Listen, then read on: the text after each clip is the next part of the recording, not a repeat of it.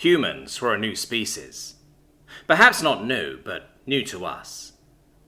Their application to join the United Systems had been received shortly after first contact, and had been duly approved shortly thereafter.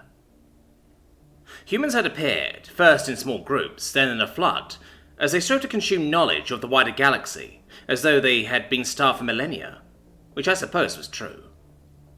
Their traders and merchants were loud and brash, and seemingly in awe at the plethora of products that could be bought and sold on the galactic scale. Many a Galaric merchant was forced to stand by in absolute befuddlement, as a human trader seemingly had a meltdown about something as simple as star salts. Human products soon flooded our markets, and it was now the Galaric merchants' turn to stand wailing, while a confused human wondered if they were going to buy the silk cloth or begin worshipping it. Our lasting surprise came when we called upon the human military to make its contribution to peacekeeping, as all member systems are required to. As a test of their military capability, we invited them to take part in a wargame with several of our leading militant races. We did not expect much of the mercantile humans. Surely their military might, such as it was, must be for the protection of trading caravans, more used to seeing off the poorly trained and equipped pirates that sometimes raided for riches in the outer sectors. How wrong we were. Reminiscing about the events of that first wargame causes great amusement nowadays, but let me assure you, dear listeners, that at the time, it was a diplomatic disaster. The humans arrived in their ugly box-like ships and marched down the boarding ramps in perfect lockstep that would, and did, put the Sakari infantry to shame.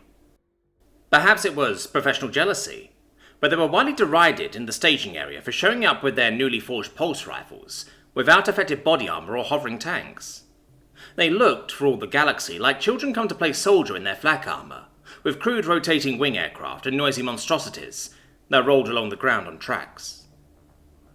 Befitting their status as both newcomer and merchants, they were assigned as the opposition force. They were to take positions and hold them while the real soldiers had a nice warm-up rolling over them in the first stage. Their grizzled-looking general simply nodded curtly, when informed, and returned to his troops to begin the day-long preparations before the assault would begin. Our militant races enjoyed a day of R&R, laughing and mocking the humans who laboured out of sight, preparing the objective that they would dismantle in mere hours the following day. When the suns rose the next day, the United Systems military might formed up into an unstoppable hammer of pure aggressive force and charged the objective en masse, each of them eager to haze these little merchants into their proper place. It was a massacre.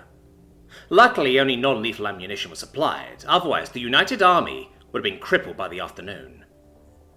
The hammer came upon the objective town to find it a veritable fortress. Miles of trenching, earthen walls, and the brutal barbed cabling that the humans are so fond of. Undeterred, the army plunged headlong into the defences, being met by a wall of disciplined and accurate pulse and artillery fire. Casualties were astronomical. The attack lasted for only an hour before the United Army pulled back to lick its wounds. And what wounds they were. Around 30% of the infantry and 65% of the armoured units had been sent from the field, rubbing sore limbs or trying to get their disabled tank restarted. Surprised but unbowed, the United Army redoubled their efforts and made a series of lightning assaults all around the human perimeter. They didn't even reach the defences. Before infantry could finish forming up, humans would appear and wipe them out, before clambering aboard swift-wheeled transports and disappearing, before reprisals could descend upon them.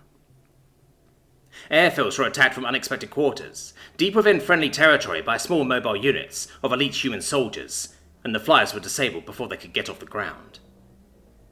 Tanks were lured into ravines and forests by fleeing human armour, only for that same armour to turn on them and tear them apart in vicious melee firefights, picking the United Armour apart piecemeal.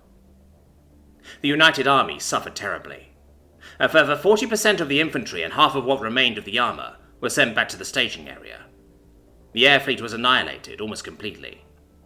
Again, the United Army pulled back. With night falling, they decided to regroup and rethink their strategy before continuing the assault at sunrise the following day. They did not get the chance. Human artillery began the surprise counterattack with a planet-shaking bombardment. Under the cover of this rain of shells, human armour, supported by infantry, roared into the chaotic mess that was the United Army camp. When the artillery stopped firing, the human flyers screamed overhead, spewing tides of, happily, non-lethal ammunition, and airborne soldiers. The attack lasted 2 hours after dark, and every commander on our side was captured or killed in the first 15 minutes. The rout was total, and victory went to the humans. The following morning, the victorious human general addressed his fellows with the first words that he had spoken. As the exhausted and humiliated United Army commanders sat in the briefing chamber of one of their ships, General Hansen made his appearance. Gone was the spit-polished dress uniform. The man wore the same simple fatigues and flak armor as his men, the only difference to his rank being a badge on his hat. He took the podium as his opposite numbers glared at him from the ranks. He stared around the room for a moment, seemingly weighing the quality of those around him. "How have you all survived this long?" he said as he smiled. "That was amateur hour out there. I have rookie units, green as the sky on this planet, who would have done better than the pride of the Galactic Army." There were murmurs of distaste at this point, but no disagreement. How could we disagree? A force, 1/5 of the size of our own, had wiped deck with us. Now here's what I propose. You all submit yourselves to some training under a couple of our officers, and we'll see if we can't make soldiers out of you yet. The following months were difficult for the diplomats.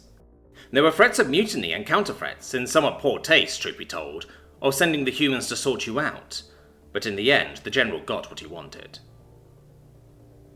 I now congratulate you all on your day of graduation from the General Hansen Military Academy, and wish you all the best in your coming careers among the stars. I leave you with the General's motto to keep in mind as you keep the peace in the wider galaxy. Never underestimate your enemies.